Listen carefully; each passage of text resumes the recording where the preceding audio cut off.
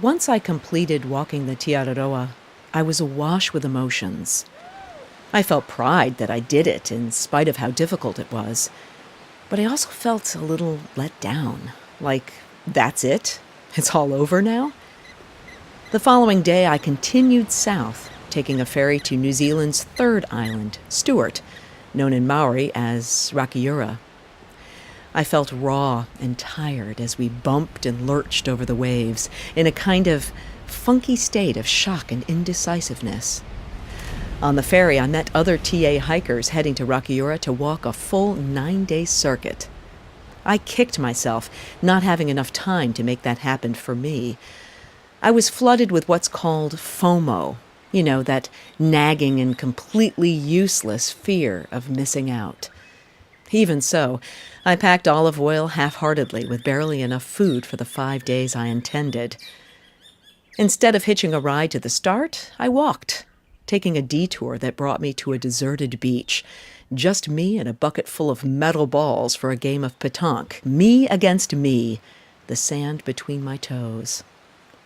At the first hut, I met a new kind of hiker, less experienced and way less fit than a TA hiker. I swam in the frigid water with a couple of Aussies. I played cards with 3 sisters. And I hunted for kiwi at night under the Southern Cross. When a few women arrived, aloof and full of conceit, having completed the circuit, it drove my insecurity home. I found it difficult to hang on to the satisfaction that I had done something equally great. In fact, much harder. I kind of felt like a wimp around these girls. Things intensified the next day when TA hikers passed me on the circuit, rudely cranking a podcast on speakers and shoving past me as though I wasn't there. I climbed to a mountaintop those TA hikers ignored in their race to make it a long day. Heart-stopping views greeted me at the top of the bottom of the world, but I couldn't rid my mind of this shorter hike not being enough, not crowning the end of my epic odyssey. The following day, I walked to the sand dunes of Mason Bay, one of the most significant natural areas in the entire southern hemisphere.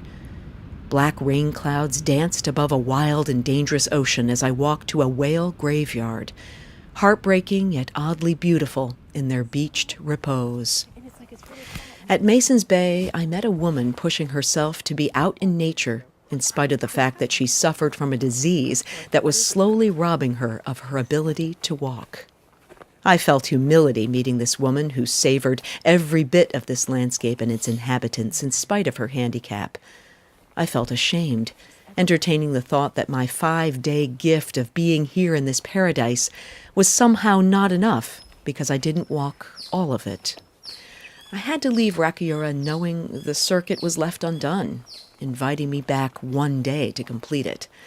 I was forced to embrace JOMO. That's the joy of missing out.